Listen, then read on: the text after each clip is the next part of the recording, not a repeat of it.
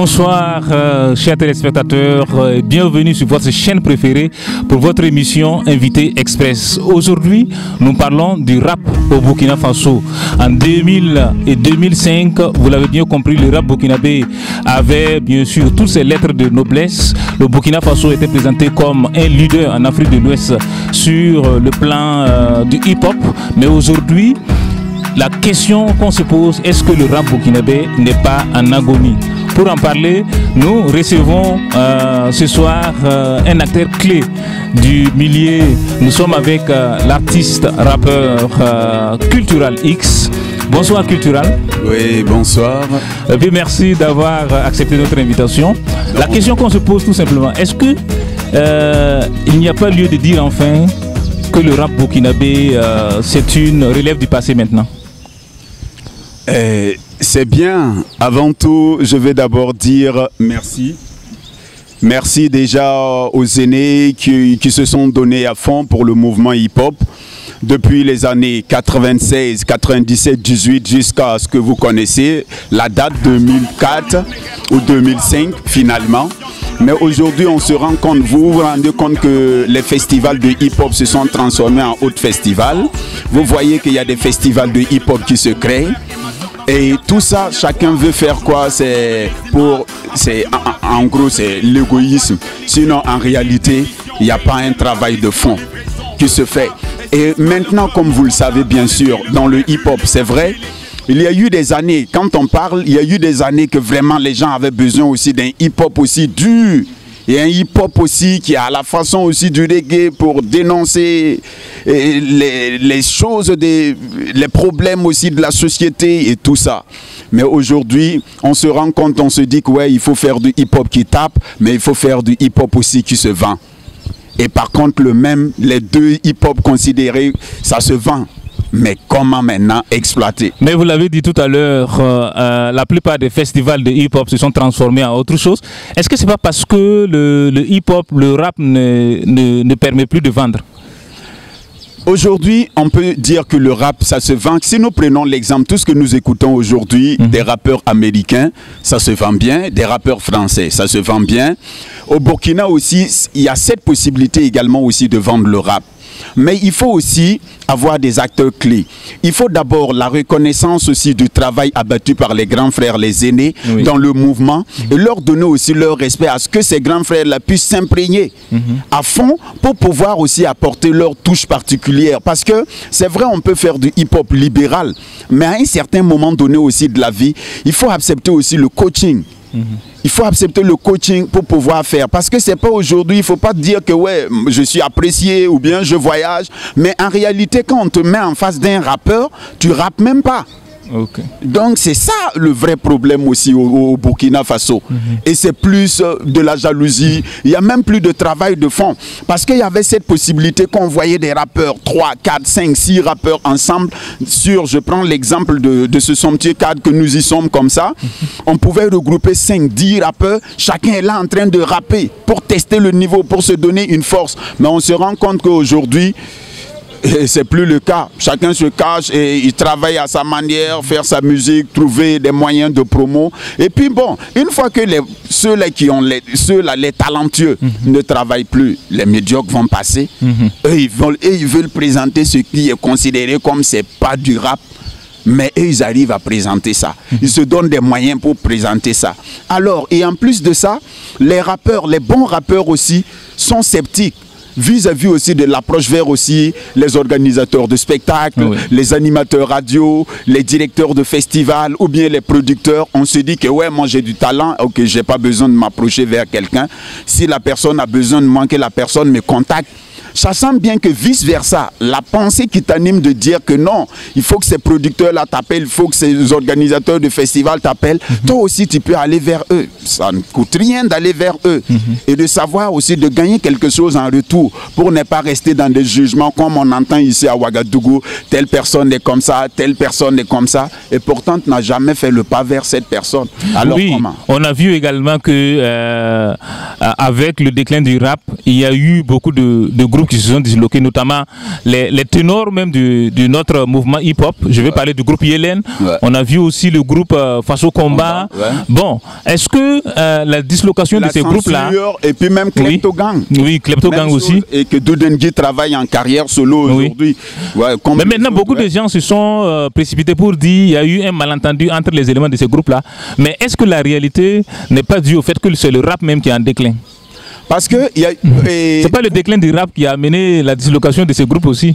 On peut penser ainsi, mais on peut aussi penser à plusieurs choses à la fois.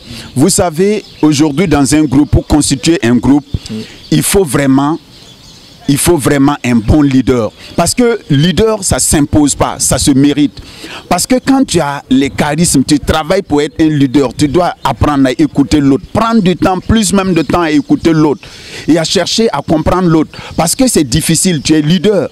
Mais souvent aujourd'hui, on voit que quand on dit quelqu'un est leader, il veut s'imposer par rapport peut-être à ses moyens, par rapport à son âge, par rapport à sa forme. Et en réalité, la personne ne cherche pas à écouter l'autre. Si vous construisez quelque chose comme ça, ça va même pas aller loin. C'est pas possible. En fin de truc seulement, vous allez vous séparer. Ne serait-ce que la nouvelle génération tout récemment. L'exemple est palpable avec Joey le soldat et Art Mélodie. Oui. C'est pas aller loin. Mais quand on va demander, et ils sont là, c'est des jalousies qui se font pour rien. Quand on va leur demander la réalité, l'autre va mettre la faute sur l'autre, l'autre met la faute sur l'autre. Donc le vrai problème, c'est un problème de leadership. C'est un problème de leadership. Parce que personne, on ne veut pas reconnaître, entre vous, quand vous êtes 2, 3, que chacun soit à mesure de reconnaître le talent de l'autre, afin que vous puissiez réellement avancer ensemble. Mais quand tu crois que peut-être, moi j'ai été le moteur, j'ai été la clé, pour que peut-être aujourd'hui, on connaît ton rap, ou bien on connaît ton nom, ou bien que tu voyages. Mais non, ça ne se limite pas à ça. Avant que vous allez faire peut-être cette union, cette collaboration, chacun travaillait de son côté en carrière solo. Mais vous avez senti quelque chose qui vous donnait l'envie de travailler ensemble pour apporter quelque chose. Mais en fin de compte, 1 an, 2 mois, ou bien 1 an, 2 ans, des disputes, peut-être on crée des petits trucs pour dire ouais, c'est ça, c'est ça. Et puis c'est comme ça. Et on a l'impression aussi qu'il y a que les rappeurs même n'y croient plus. On voit par exemple Smack-T qui ne rappe même plus, qui chante beaucoup plus. Maintenant, il y a d'autres artistes aussi qui ont intégré des mélodies, des chansons dans leur façon de rapper. Est-ce que tout ça n'a pas contribué à tordre le cou au rap ou bien au hip-hop burkinabé? C'est comme ce que je venais de dire tout à l'heure. Le hip-hop, c'est vrai, il y a des principes, il y a des rythmiques, des cadences et tout. Si nous nous rappelons même, peut-être ce qui a créé même cette guerre au temps de Tupac et Notorious, c'était ça. Chacun veut amener quelque chose qui va être différent. Une chose différente de l'autre. Mais maintenant, aujourd'hui, moi je prends l'exemple aussi du grand monsieur, le prix RFI aussi du Sénégal, DJ Awadi. Il faisait du rap. Quand Solar est venu en 90, il faut précisément 92 finalement au Sénégal, pour apporter quelque chose, son soutien aussi par rapport à leur travail. Il a entendu parler de ce groupe et il est venu pour dire waouh, voilà des rappeurs. Donc moi je vais les booster, les permettre aussi de faire quelque chose. Mais au fil des années, tu as vu que ce groupe même, malgré qu'ils avaient déjà eu la notoriété et tout, après eux ils se sont séparés pour nous dire que bon, c'est une carrière professionnelle, chacun va travailler pour revenir. Absolument. Voilà, aujourd'hui, ce même homme reconnu qui était un bon rappeur, aujourd'hui il a changé de tendance parce qu'il voit qu'il y a quelque chose qui évolue, il faut suivre la tendance, il faut pouvoir aussi vendre, il ne faut pas rapper seulement pour rapper, rapper pour rester dans le ghetto, il ne faut pas rapper. Et c'est comme ça, cette philosophie a tellement eu goût dans le milieu rapologique que chacun ne veut plus rapper comme ça pour être hardcore dur. Et puis quand tu es dur, quand on ne t'écoute pas ou qu'on ne t'achète pas, du coup, tu vas péter les plombs. Tu perds beaucoup. Tu pètes les plombs. Et du coup, tu commences à faire de l'ambiance pour pouvoir aussi gagner quelque chose. Mais en même temps aussi, l'ambiance, moi j'ajoute quelque chose, comme on dit en Maori. Il faut aussi que nous, on se rend compte, on doit se rendre compte que en même temps, un rappeur aussi doit être à mesure. Smarty, on dit rappeur quadra, libre de reggae mal. Oui. Parce que quand tu dis... Ça veut dire quoi en français, ce que tu as dit? Oui. Parce que quand tu es expérimenté dans le rap, oui, ça te pousse maintenant à dire, attends, je vais dévoiler les autres qualités aussi que j'ai à moi. Parce qu'aujourd'hui, moi, je prends un exemple. Quand je vois quelqu'un qui trappe, qui fait trap ou trap ambiance et tout, c'est apprécié, mais en même temps, la personne qui fait ça se dit que non, peut-être le vieux père, il ne peut pas faire ça. Maintenant, moi, ce que j'interpelle au vieux père, si tu dis tu es un bon rappeur, tu as le truc de 4 ans pour les coups martelés, il faut arriver aussi à montrer au petit, mon petit, je peux faire aussi de la trappe, et nouvelle génération, je peux faire du rap ou trap ambiance, mais moi, je préfère rester conservateur, je vais maintenir les coups martelés du hip-hop pour donner vie au hip-hop. Mais on ne peut pas pousser tout le monde à rester toujours conservateur. Non, non, c'est pas possible. Et en ce moment, c'est ce qui tue aujourd'hui notre rap. Ceux-là qu'on espérait, on les voit même beaucoup dans d'autres pays. Mais normalement, on doit voir ces artistes-là encore sur nos différents festivals. Podium et tout, pour qu'on parle de leur talent, des œuvres, et puis en même temps, ces personnes qui ont eu l'occasion aussi de voyager, d'avoir des collaborations, ces personnes aussi doivent aussi ouvrir des portes pour les petits frères aussi. Mais on se rend compte que chacun veut être de l'homme pour l'autre. Quand on voit, on reconnaît que lui là, il a un talent, c'est un jeune artiste, il a du talent, qu'on peut apporter quelque chose, mais on refuse d'apporter. On se dit, ouais, bon, il faut que tu te plies. Devant eux, il faut devenir un mendiant, ignorer ton talent pour venir. Pourtant, cette grâce, c'est par ton talent qu'on t'a reconnu. Et on veut marcher sur ton talent. Comment on va te vendre? C'est dur. Est-ce que l'évolution du rap, vous avez parlé de l'afro-trap tout de suite, est-ce que c'est pas une façon de dénaturer le rap? Parce qu'on sait que même dans le milieu, il y a un contraste, pour ne pas dire une mésentente entre les puristes et ceux qui se sont donnés à cette nouvelle façon de faire le rap là. Est-ce que cette évolution ne va pas tuer le vrai rap? Moi, je trouve, pour moi, selon moi, je trouve que ça ne peut pas tuer le rap. Pourquoi je dis ça? Parce que le rappeur, le vrai rappeur va rester rappeur. Parce que quand on prend l'exemple terre à terre, faut prendre, parce que la nouvelle génération, la différence est que la vieille génération a la possibilité de pouvoir s'adapter encore au nouveau style de rap. Par contre, la nouvelle génération ne peut pas s'adapter au vieux. Parce que quand tu dis à celui-là qui est habitué à faire un truc comme ça, de la trappe, et maintenant tu lui dis, il faut faire du rap où on va te sentir en 4 ans. On veut que ça soit un truc, on veut que ça soit vraiment quelque chose de lourd. Il va te dire, mais je vais me saigner la gorge. Il ne va pas oser faire ça. Par contre, il a la possibilité où la mélodie passe, il dit quelques mots, 1, 2, 3, 3, 1, 2, 3, 3. Et il finit son tube tranquille. Et ça peut pas, moi je trouve que ça va encore donner quelque chose. Ça va donner encore de la force peut-être à ceux-là qui veulent vraiment faire du vrai rap, de faire le rap. Et si tu vois aussi que toi tu peux associer ton rap, les puristes peuvent associer leur purisme à ce que la nouvelle génération aussi, à la tendance aussi, il n'y a pas de souci. L'essentiel, si tu peux profiter, passer de la tendance à faire revivre encore le rap intégral, il faut le faire. Il ne faut pas aussi avoir dit que voilà, je prends un exemple, il y a l'autre là qui fait son nom du rap, même chose, trap, c'est quoi? Amzi. Amzi. Et Amzi, c'est du rap. C'est du rap. Mais combien de personnes, quand tu vas dire... Tu vas lui dire que mais, ce que tu fais, c'est pas du rap. Là, vous êtes en guerre. Mais est-ce que lui-même il se revendique en tant que rappeur? Ça, je ne peux pas me mettre à sa place. Parce que je pense que pour lui, il fait de la variété. Hein? Non, il va te dire que lui, il fait du rap. Et personne ne peut l'enlever dedans parce que c'est déjà quelque chose qui a été voté d'abord psychologiquement. C'est du rap que je fais, mais moi, je fais mon rap à ma manière. Je fais mon rap pour entrer dans la tendance. Mon rap avec de la cadence. Sinon, moi, je peux faire le même rap. Ce dernier aussi va te dire que je peux faire la même chose comme les puristes. Mais moi, je préfère faire ça. Parce que je ne veux pas de copie.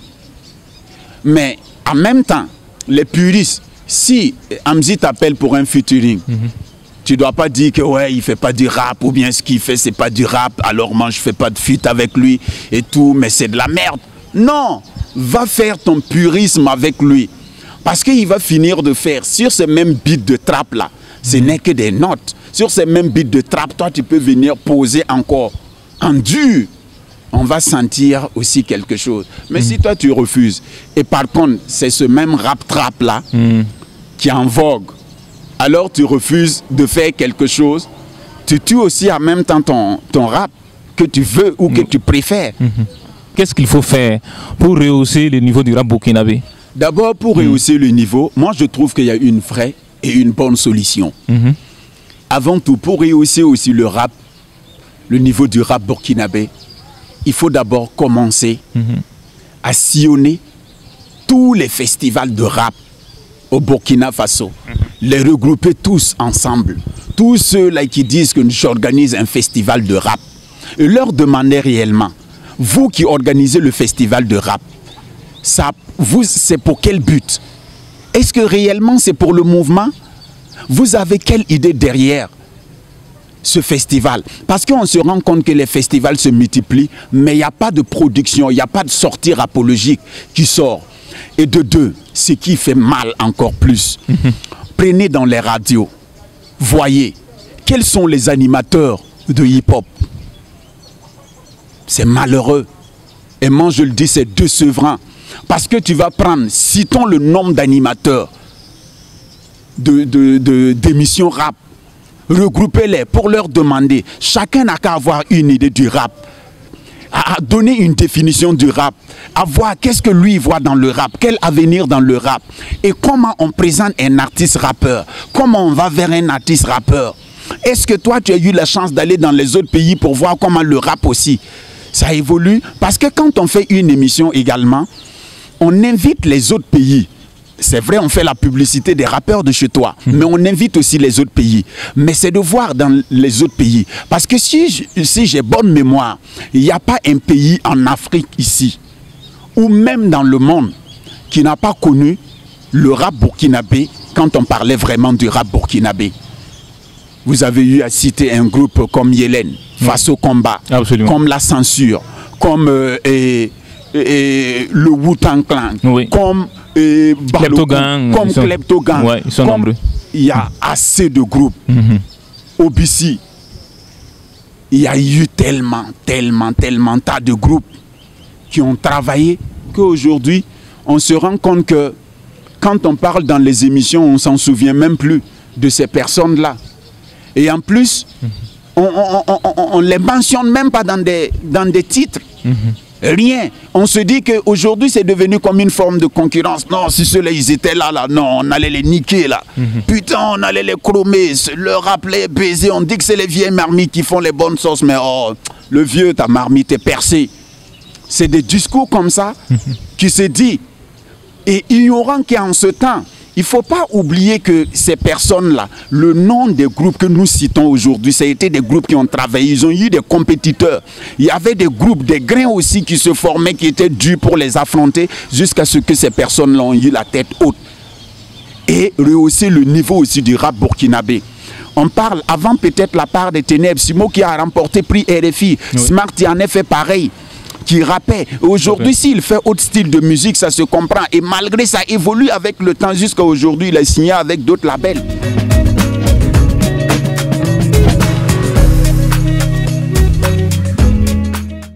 Cosmos Ouara TV, la chaîne de l'exclusivité.